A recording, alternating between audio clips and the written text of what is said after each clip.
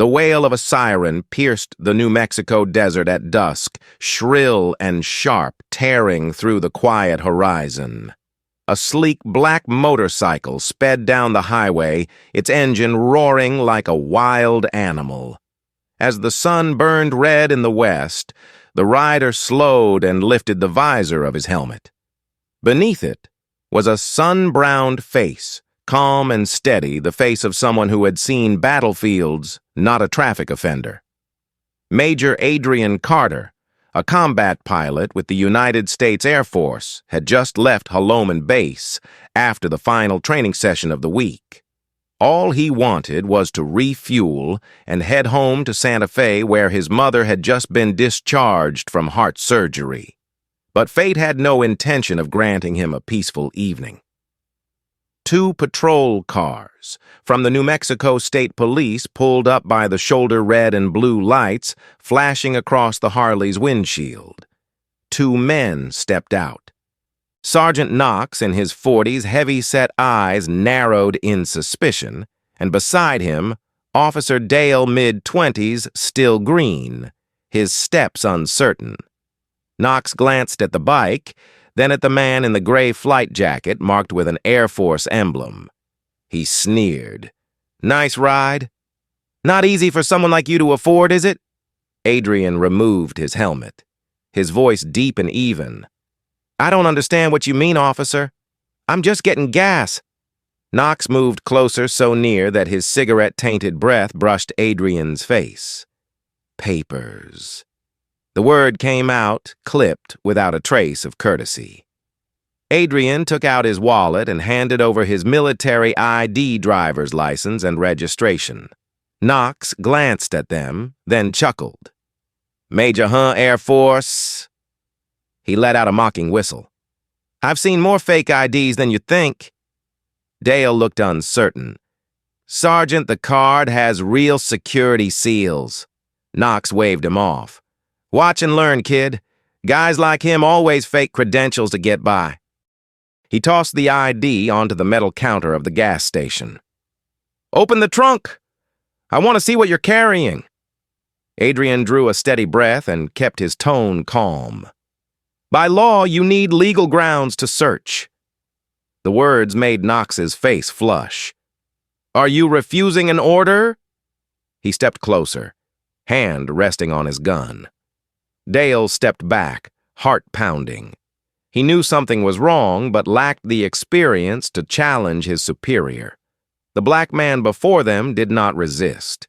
He simply spoke slowly, each word slicing through the air.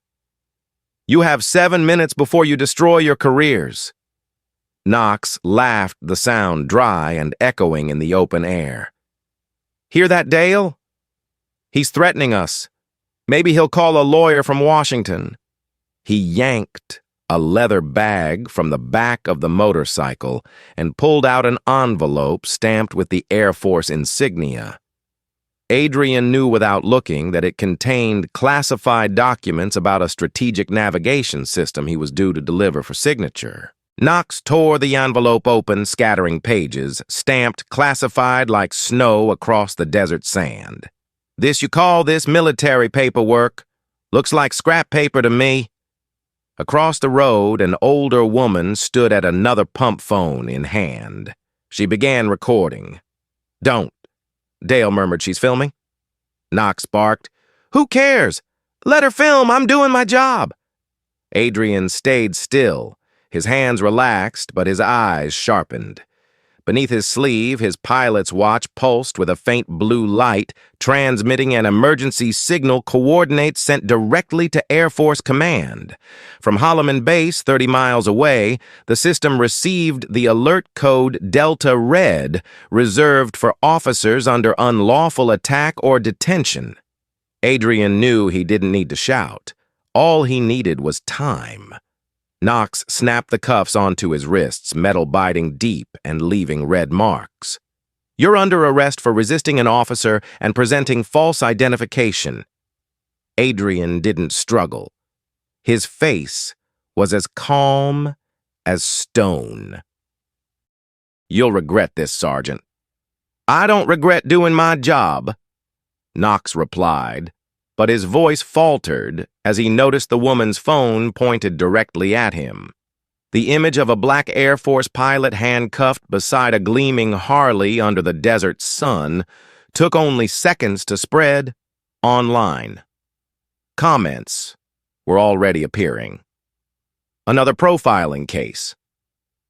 He looks like real military. Dale opened the patrol car door, watching as Adrian sat in the back seat.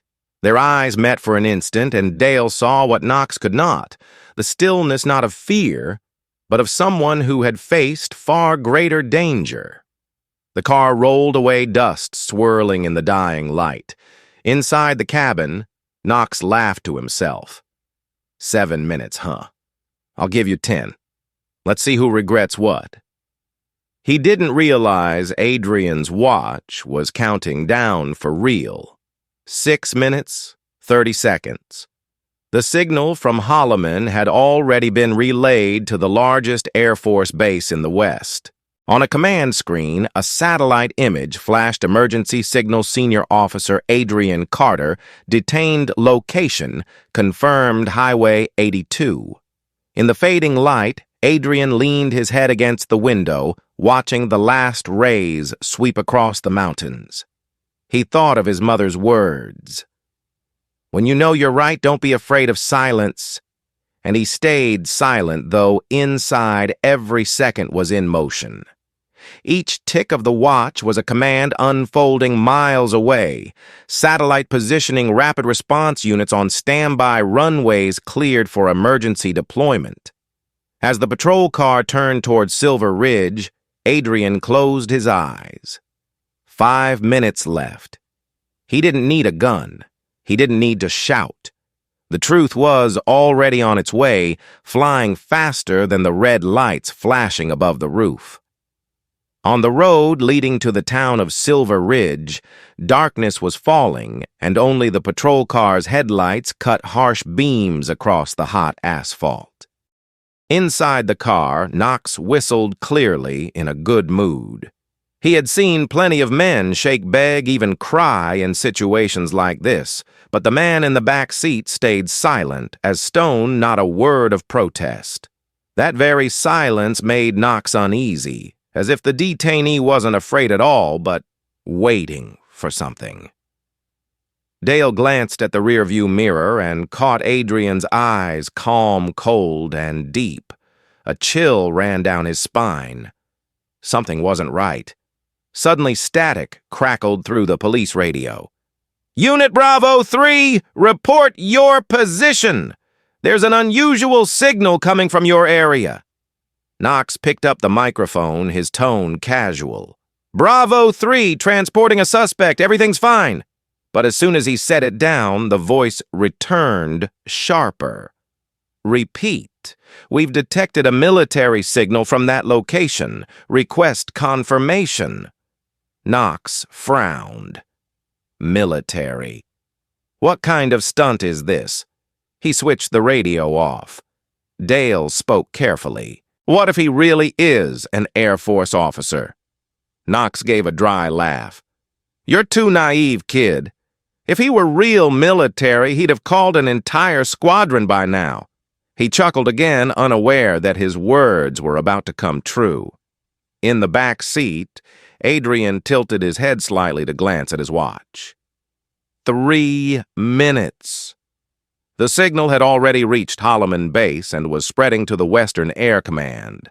On the control screen at headquarters, a red zone pulsed on the map beside the text Delta Red confirmed. Subject Major Adrian Carter. Lieutenant Colonel Sarah Monroe, the duty officer, shot to her feet, her pulse racing. She remembered the man, her first flight instructor, the one who had taught her that calm was the most powerful weapon. She didn't hesitate. Initiate emergency response. Notify General Hayes immediately. In the sky, 50 miles away, 3 Black Hawk helicopters lifted off from the base, their navigation lights sweeping across the horizon. The satellite signal from Adrian's watch transmitted continuously. In Washington, an assistant at the Department of Defense received the urgent report and was already calling the Pentagon. Everything unfolded like clockwork. Inside the patrol car, Dale kept glancing at the mirror. Knox drummed his fingers on the steering wheel, still whistling, but the tension was unbearable. "Sergeant, don't you think it's strange? He isn't afraid. It's like he knows something." Knox smirked. "You've got a lot to learn, Dale. Guys like this always fake confidence. Once they hit the holding cell, the fear shows." But Dale wasn't convinced. He noticed sweat gathering at Knox's temple, his hands gripping the wheel tighter. Outside, the wind picked up fine desert sand, tiny grains pattering softly against the windshield. 2 minutes. At Holloman, General Curtis Hayes, silver-haired and commanding, entered the control room. His voice was sharp. "Status report." Monroe answered quickly. "Major Carter detained by state police. Position confirmed. Requesting national-level response." Hayes nodded. "Call the FBI. Deploy the military police, and I want direct contact with the governor of New Mexico within 5 minutes." Back at the gas station, where it had all begun, the woman live streaming was crying. Her video had spread across social media. The headline appeared on hundreds of accounts. They handcuffed an Air Force officer for the color of his skin. Under the neon lights, that image had become a symbol of injustice. As the patrol car rounded the last curve before the town, Adrian lifted his head. In the distant sky, dots of light appeared growing larger with every second. Knox squinted. "What the hell is that?" Dale narrowed his eyes. "Helicopters. But why so many?" Knox slammed on the brakes, heart pounding. The headlights swept across Adrian's face. For the first time, the pilot smiled a faint, calm, and chilling smile. 1 minute. The thunder of rotors shook the ground floodlights from above, blindingly bright as they fixed on the patrol car. The police radio came alive, the dispatcher's voice frantic. "Bravo 3, stop immediately. Do not take further action. The person in your custody is a senior officer of the United States Air Force." Knox froze the microphone slipping from his hand. Dale's mouth hung open. Adrian opened his eyes, his voice low and cold as steel. "I told you you only had 7 minutes." Outside the window, a convoy of military police vehicles appeared, dozens of Humvees with blinding headlights cutting through clouds of dust. The air itself seemed ready to explode. Dale forgot to breathe. Knox, for the first time in years on the force, couldn't find a single word. And in the back seat, the handcuffed man raised his head toward the floodlights above. His face was calm, his eyes unflinching. A pilot, a man who had survived fire in the skies, now whispered quietly, "Time's up." Headlights from a convoy of Humvees flooded the highway like a storm of light ripping through the darkness.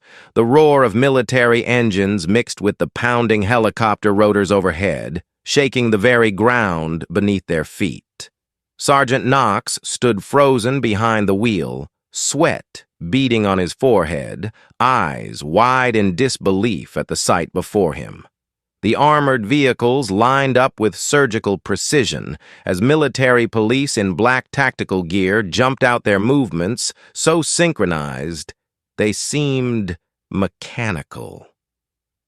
The words, "United States Air Force Military Police," gleamed on their vests, reflecting the floodlights like sharp blades slicing through the night. Officer Dale sat still, his heart hammering so hard he could barely breathe. He glanced at the black man in the back seat, hands still cuffed, face utterly composed. There was no fear, no anger, only a silence that carried an undefinable power. The car door swung open. A middle-aged man in a high-ranking uniform approached, silver stars on his shoulders, glinting beneath the searchlights. "I am General Curtis Hayes," he said, his voice deep, steady, and commanding enough to drown out all other sounds. "Who handcuffed my officer?" It took Knox several seconds to process what he had just heard. "Sir, who are you talking about?" Hayes pointed toward the back seat. "Major Adrian Carter, Deputy Director of Western Operations, the man you are holding unlawfully." The world seemed to explode around them. Dale's mouth dropped open while Knox stammered, I didn't know he said he was a pilot. I thought he was lying." General Hayes turned toward Adrian, his expression a mix of concern and respect. "Major, are you hurt?" Adrian shook his head slightly. "I'm fine, sir," he replied, his tone calm and precise like a pilot maintaining control in a storm. A team of military police moved in, removing the cuffs, with the kind of precision that came from years of discipline. Dale saw the red marks carved into Adrian's wrists and felt a wave of guilt tighten his chest. Knox turned away as if trying to escape the flood of light around him, but there was nowhere to go.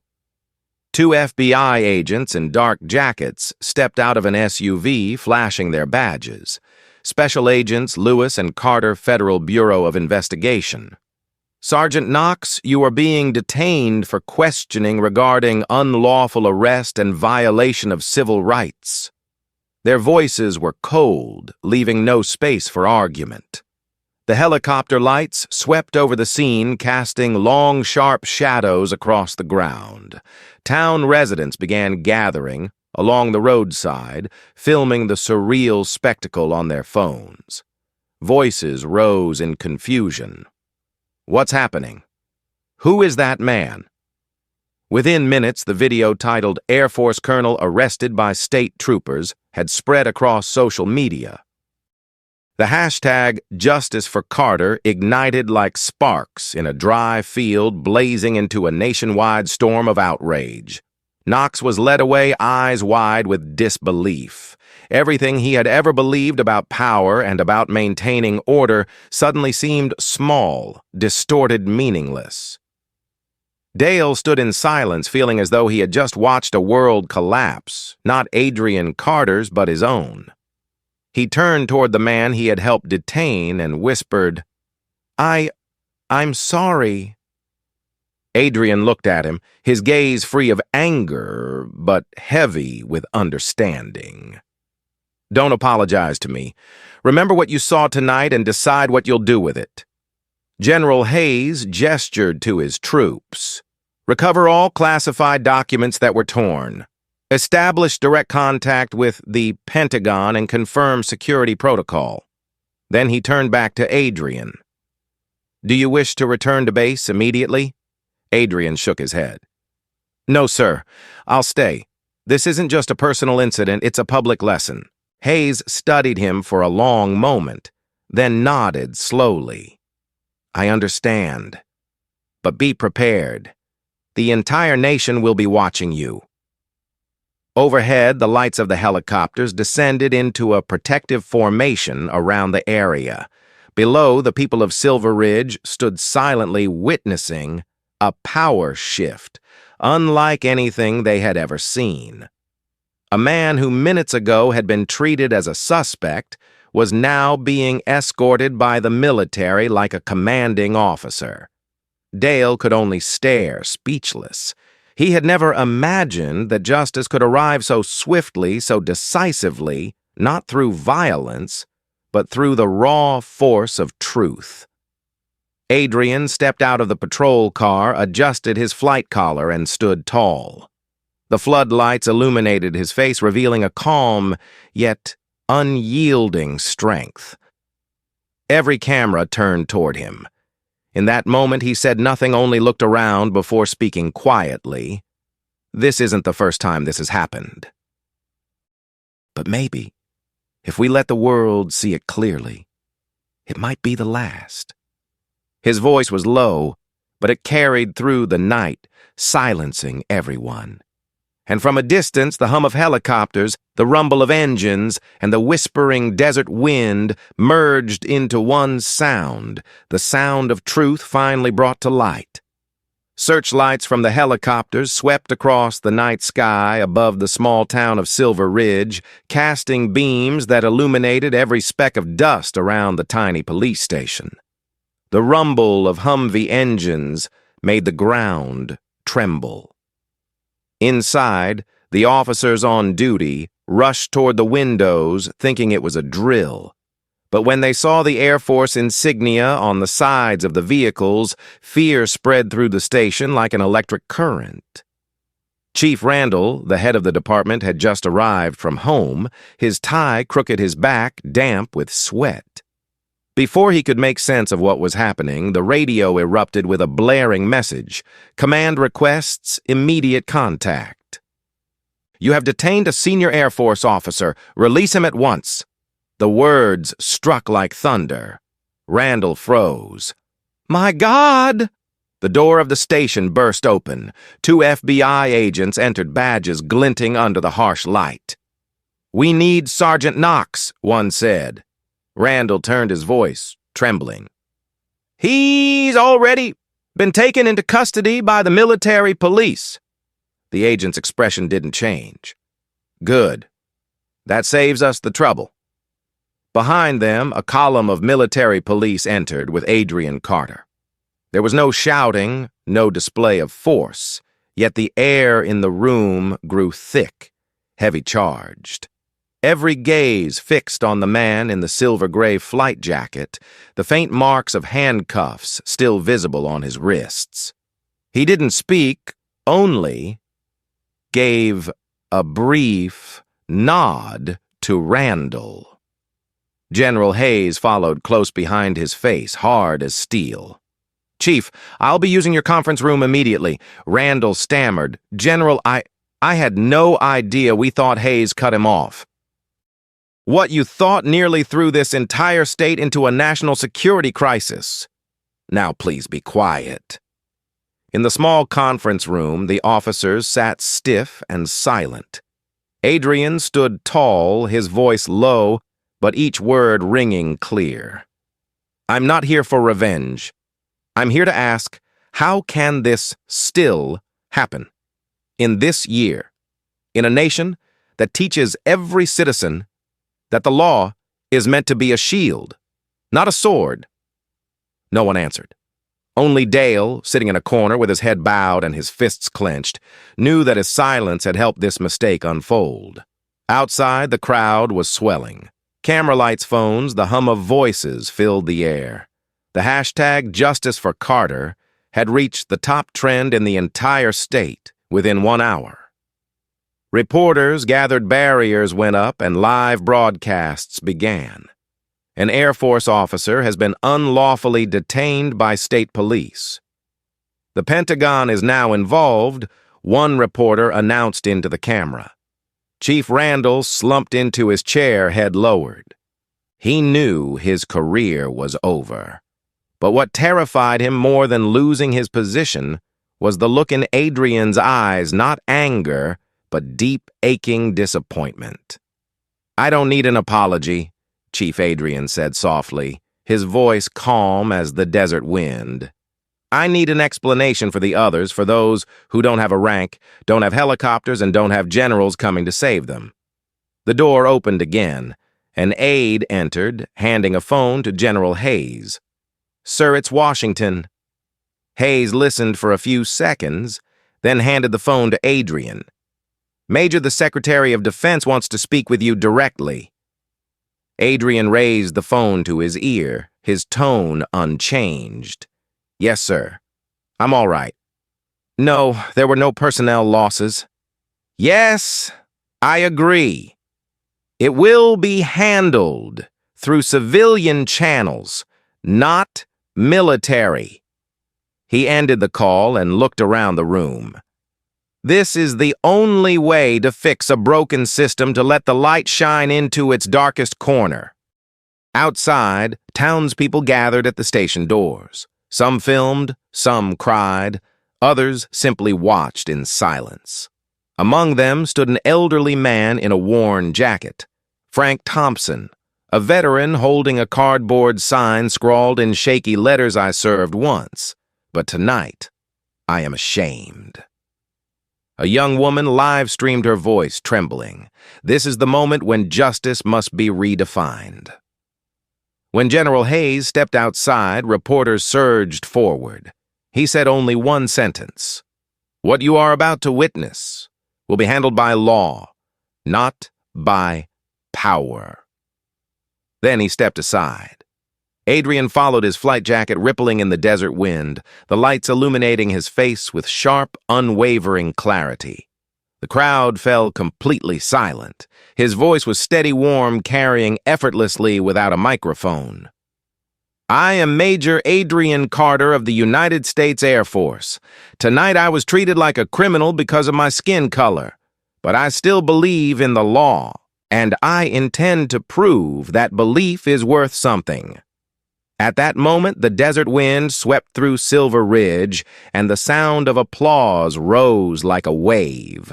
People stood shoulder to shoulder, raising their phones high, the light from hundreds of screens merging with the helicopter beams above. Somewhere in the crowd, someone began to cry. And in the midst of it all, Adrian Carter, the man who had just been humiliated, now a symbol of dignity, stood tall, his gaze fixed toward the horizon where dawn had yet to break. Not in triumph, but in faith that at last justice could rise as high and free as the wings he once flew through the sky. The next morning, the first rays of sunlight streamed through the glass windows of the Silver Ridge Police Headquarters, revealing a scene unlike anything the town had ever witnessed. The entire area around the station was on lockdown. Military police flags fluttered in the desert wind, security fences stood firm, and television vans lined the avenue. From Washington, an official investigation order had been signed mandating cooperation between the Air Force, the FBI, and the Department of Justice. Inside the makeshift conference room, the air was thick with silence. General Hayes sat at the head of the table, federal agents on his right, a group of Air Force officers led by Lieutenant Colonel Sarah Monroe on his left. At the center sat Major Adrian Carter, still in his flight jacket, his face calm to the point of coldness.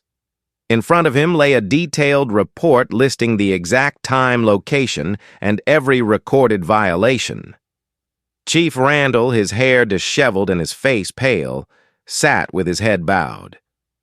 "I take responsibility," he said quietly, "but I want to be clear. None of us knew the person we detained was a military officer." Adrian looked straight at him, his deep voice steady and deliberate. "You didn't need to know who I was. The issue isn't about rank. It's about how you chose to see another human being." General Hayes interrupted. "This is no longer a personal matter. This is a test for both systems, civilian and military." He turned to the FBI agents. "What do you need?" Agent Lewis opened a file and replied firmly, "We're collecting all patrol car data, including dash cams, radio transmissions, and GPS logs. A court order has already been approved. We'll also retain all physical evidence, the handcuffs, the torn documents, and the confiscated military ID. Randall sighed, dark circles under his eyes. "I'll cooperate." But Adrian's gaze made him shift uncomfortably. It wasn't the stare of an enemy. It was the gaze of someone forcing him to face the truth. From the back row, Dale's hands trembled slightly. When his name was called, he stood, voice thick with guilt. "I want to testify. I knew it was wrong from the start, but I didn't have the courage to stop it. I accept responsibility." Silence followed for a moment. Then General Hayes nodded. "Courage is never too late, Officer Dale. Remember that." The conference room doors opened, and reporters crowded outside, cameras flashing, microphones raised. Adrian stepped into the glare of lights. A female journalist called out Major Carter. "Do you plan to press charges against those officers?" Adrian paused, his eyes scanning the crowd. "I want to press charges against silence," he said slowly. "Because silence is what allowed nights like last night to happen." The words were broadcast live, spreading instantly across the nation. Within hours, millions of shares, hundreds of headlines appeared. "Air Force pilot speaks out on justice." In another wing of the station, Sergeant Knox sat in the holding cell, hands clasped tightly. The arrogance was gone, replaced by emptiness. Through the narrow window, he watched the convoy of military vehicles departing one by one, each heavy Humvee, leaving behind a trail of red dust like scars across the road he once thought he controlled. That afternoon, a delegation from the Department of Justice arrived. A man in a dark blue suit with salt and pepper hair shook Adrian's hand. "I'm James Walker, Deputy Secretary for Civil Rights. We'd like you to join our advisory committee on reform." Adrian raised an eyebrow. "I'm just a pilot." Walker smiled. "Last night you did more than any pilot could. You made justice? Respond." As night fell, Silver Ridge was no longer the quiet town it had been. In a local bar, Adrian's image filled the television screens. At the elementary school, children practiced writing slogans that read, "Equality above all." On social media, a campaign calling for anti-bias training for police officers spread across the state. Under the dim streetlights, Adrian sat alone on the steps of the station, listening to the steady hum of crickets. Sarah Monroe approached, handing him a cup of hot coffee. "You know," she said softly, "we could have avoided all of this if you had spoken up sooner." Adrian smiled faintly. "If I had, they wouldn't have revealed who they really were. I needed them to, so the system could finally see itself." From afar, the rhythmic sound of helicopter patrols echoed once more, calm and even. But this time, no one felt fear. In Silver Ridge, justice had taken flight not through weapons, but through truth that could no longer be denied. Adrian rose, looking up at the sky where faint lights blinked in the distance. He knew this was only the beginning. His fight, and the fight of all who believed in what was right, had just begun. 3 days later, the sky over Silver Ridge was startlingly clear. The southern fields still bore the tracks of Humvee tires like scars that had yet to heal in a town recovering from a shock.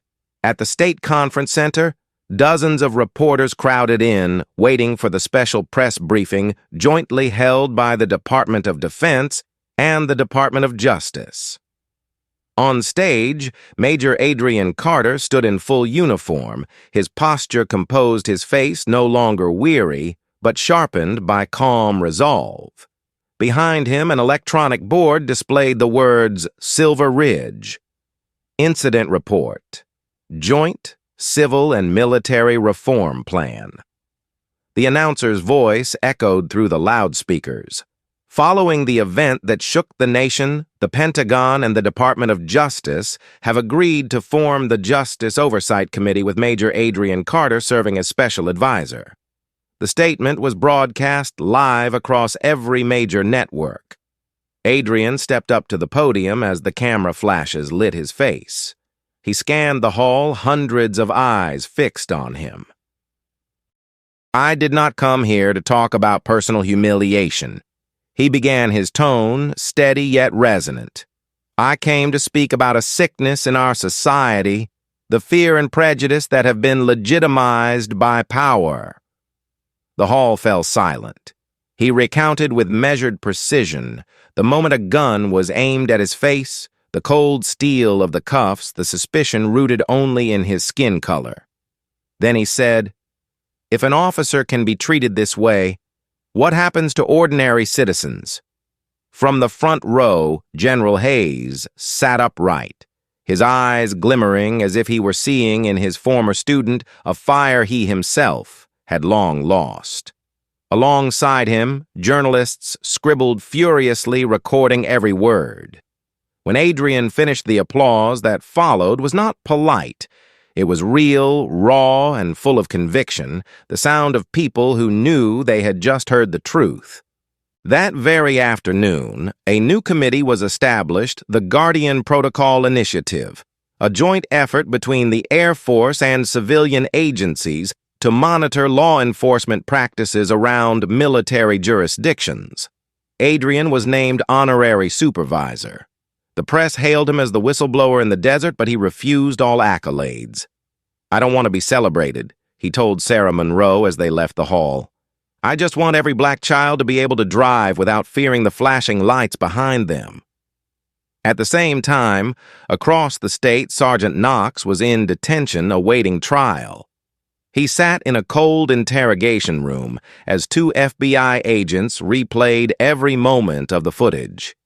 Each word, each gesture, projected large on the screen. When they asked, "Do you have anything to say for yourself?"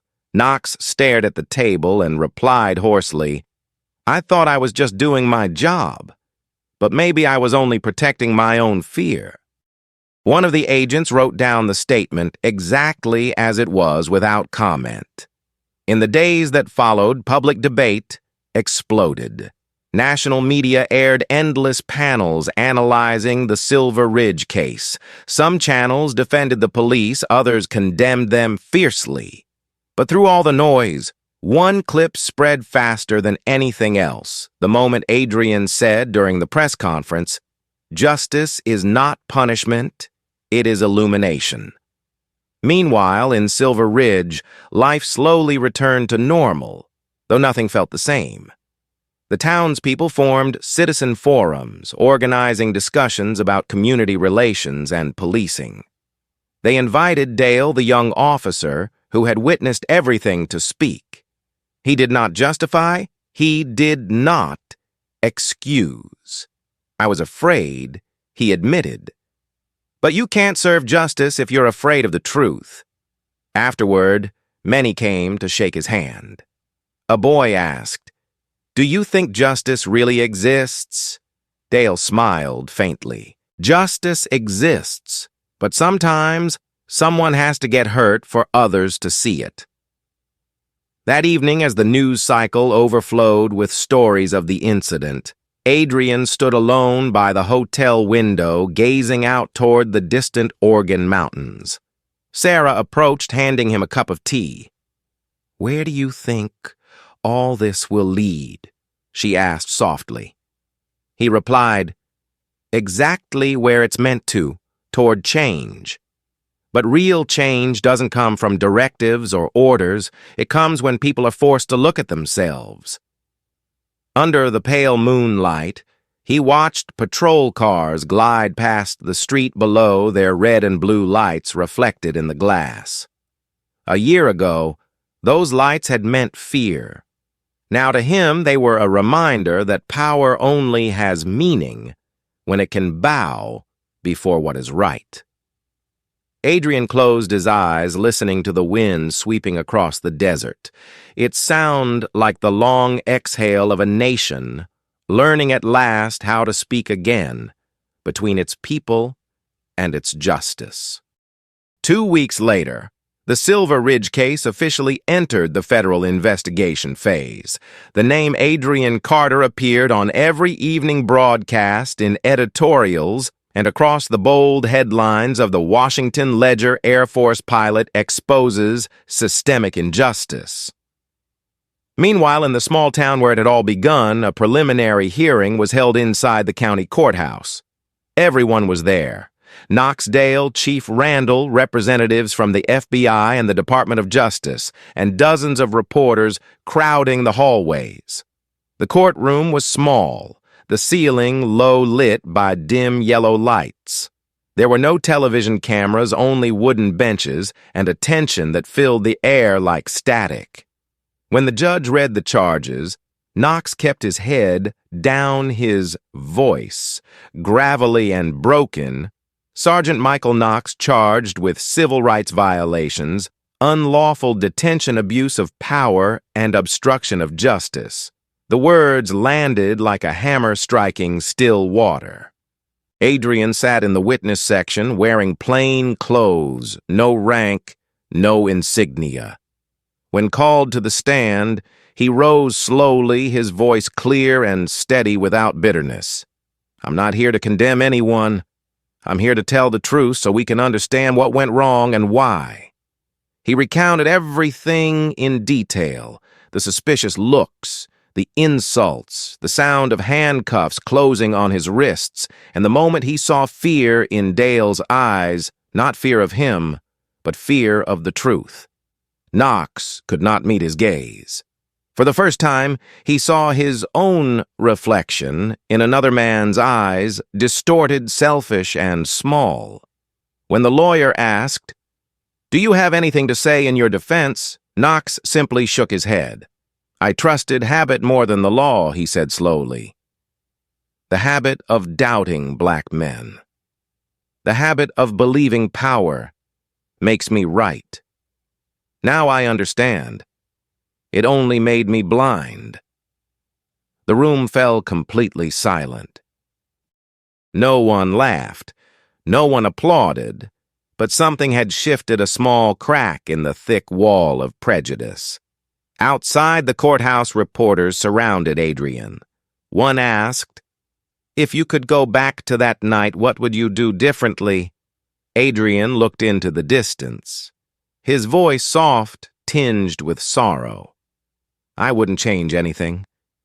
Because sometimes the truth can only be seen when we pay a price." His answer aired nationwide, leaving millions speechless. That evening, the president addressed the nation briefly on television. The Silver Ridge incident is a reminder that justice cannot function when trust has been fractured. We need people like Major Carter to remind us that the honor of a uniform is worth nothing without the dignity of the person wearing it. Soon after, the Department of Justice announced a reform package named the Guardian Reform Act, inspired by Adrian's own proposal. The bill mandated the installation of cameras in all civilian encounters, expanded civilian oversight, and required bias and racial sensitivity training for law enforcement officers. In Silver Ridge, the first signs of change had already begun.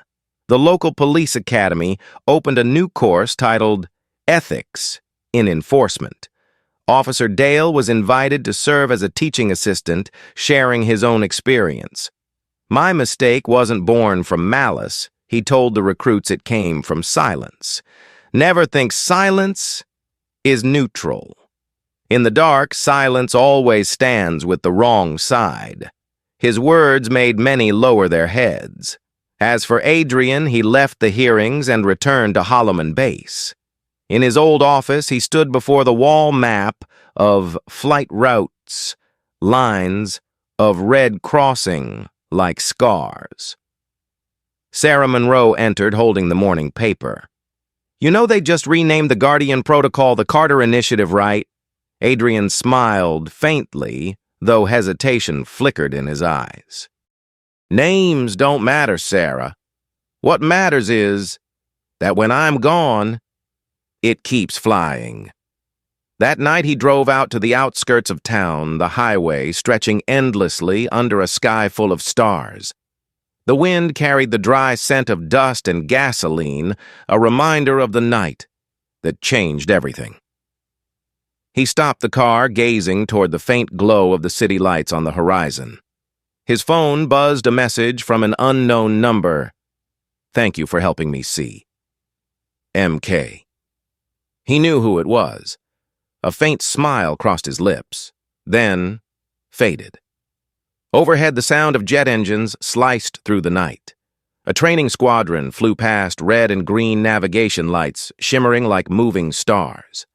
Adrian watched them disappear into the sky and whispered, "Freedom doesn't have wings." people give it flight.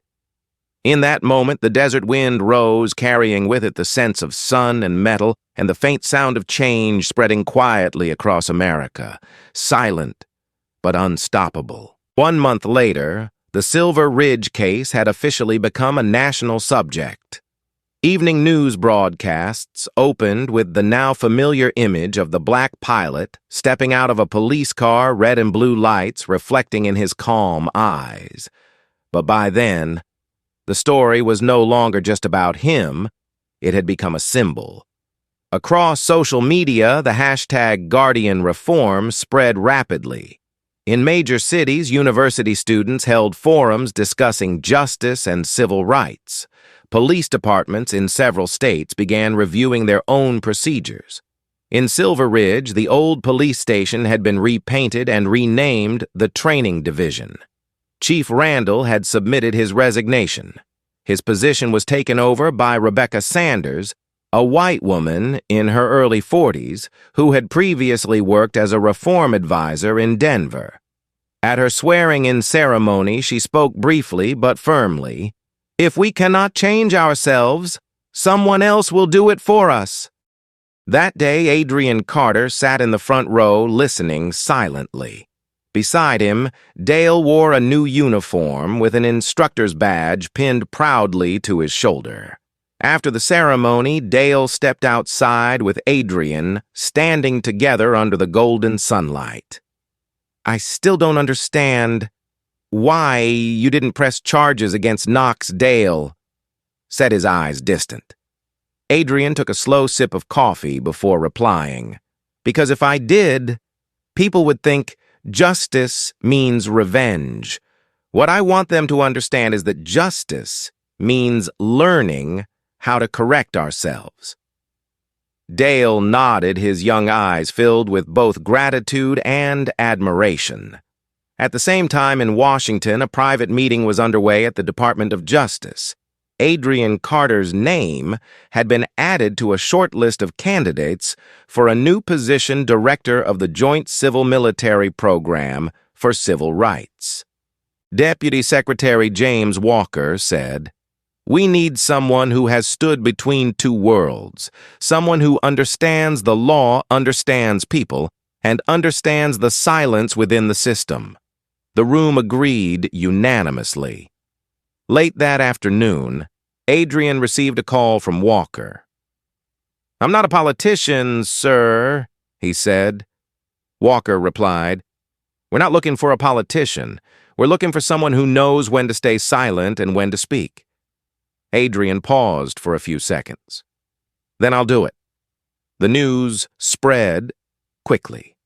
Headlines across the country read, "The pilot who became the guardian of justice." In a long editorial, the New York Standard wrote, "If justice could wear a human face today, it would bear the face of a man once handcuffed, who chose to rise with dignity." That evening, at a small restaurant near the old airfield, Sarah Monroe invited Adrian for a farewell dinner before his move to Washington. Under the soft yellow lights, she raised her glass. "Do you really think change will happen?" she asked. Adrian looked out the window, where the moonlight glimmered across the abandoned runway. "Change doesn't come from decrees," he said quietly. "It comes from awareness, and awareness takes time. It's like flying against the wind, the stronger. It blows the more persistence it requires." Sarah smiled. "You always talk like you're still in the cockpit." Adrian answered softly, "Because justice needs steady altitude too, or it will fall." In Silver Ridge, a group of students reenacted the story in a school play. The traffic stopped, the handcuffs, the moment the helicopters descended. The audience stood in applause, many with tears in their eyes. Mrs. Powell, the woman who had recorded the first video, was invited to speak. "I never thought that when I took out my phone the world would change," she said. "But maybe justice starts with a single tap on a screen."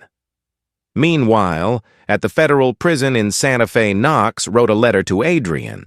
His handwriting was shaky, the ink smudged in places. "I don't expect forgiveness," it read.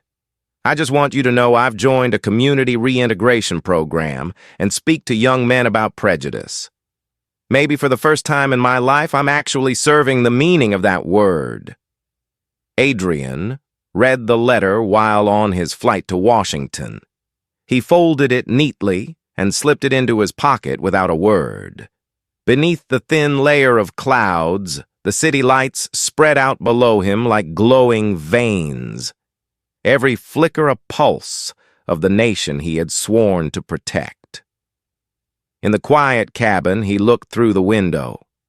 The sky outside drew no distinction between colors, only a single shared atmosphere that every human being breathed together. As the plane's wheels touched down on the Capitol's runway, Adrian closed his eyes.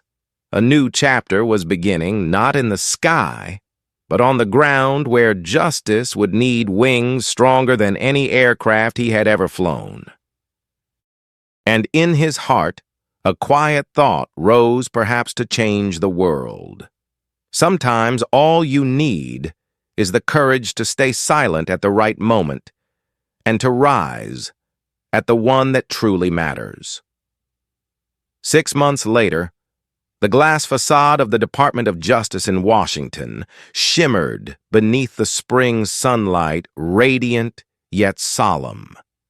Inside the grand conference hall of the Joint Civil-Military Program glowed brightly. The new name of the organization was engraved on the stone wall, the Carter Task Force for Civil Rights Integration. Major Adrian Carter, now retired from the military, walked in wearing a simple gray suit. His eyes no longer carried tension, but a calm steadiness, the kind found in someone who had weathered storms and learned to command them. On the table lay the group's first report. More than 80 cases of abuse of power and racial discrimination had been reviewed. Several states had signed reform agreements. Professional ethics training sessions modeled after the Guardian Protocol were being implemented nationwide. Adrian flipped through the pages, stopping at a note written by a young advisor. "The goal is not just to respond, but to prevent." He nodded quietly. That had always been the dream from the beginning. Deputy Secretary James Walker entered, shaking his hand.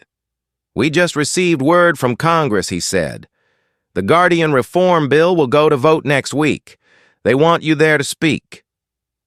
Adrian hesitated for a moment. "I don't like politics." Walker smiled softly. "None of us do. But sometimes the truth needs someone who's paid a price for it to have weight." On the day of the hearing, the congressional chamber was filled to capacity. Dozens of television cameras focused on the podium. Adrian stood beneath the great dome, the national flag behind him, rows of senators before him. His voice was steady and deep. "I don't stand here as a hero," he said. "I stand here as a citizen who was treated as an enemy by the very system he served. Yet I still believe in that system, because justice only exists when we have the courage to correct ourselves." He paused, his gaze sweeping the room. Justice has no color.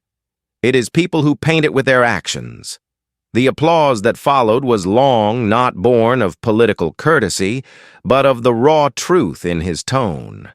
As he left Congress, a message arrived from Rebecca Sanders in Silver Ridge.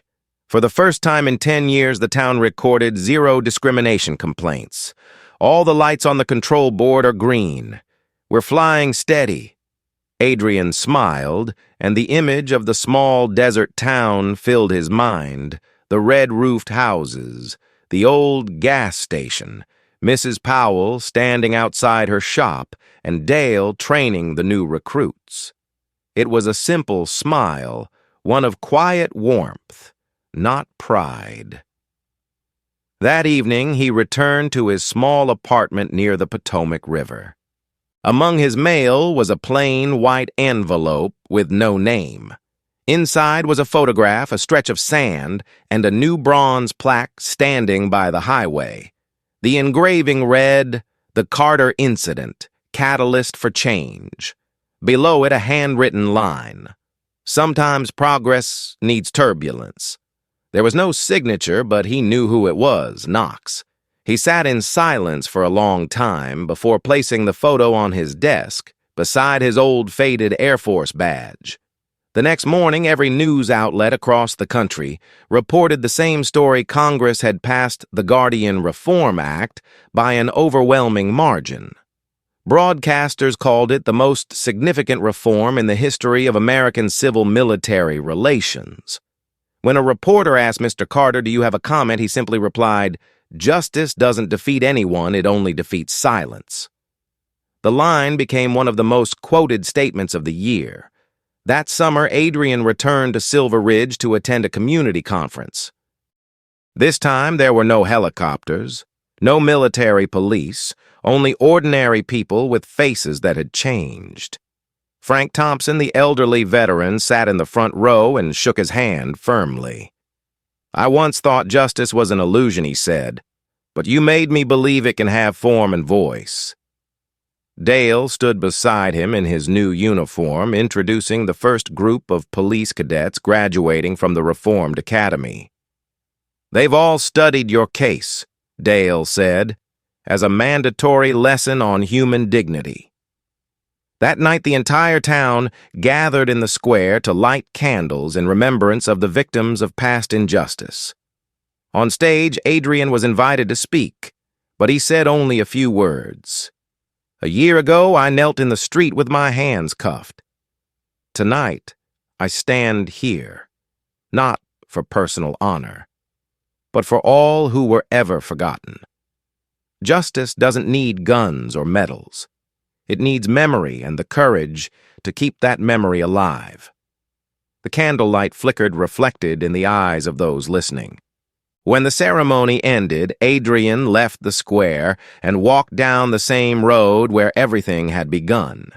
The desert breeze brushed gently against him, carrying the scent of earth and the soft hum of crickets.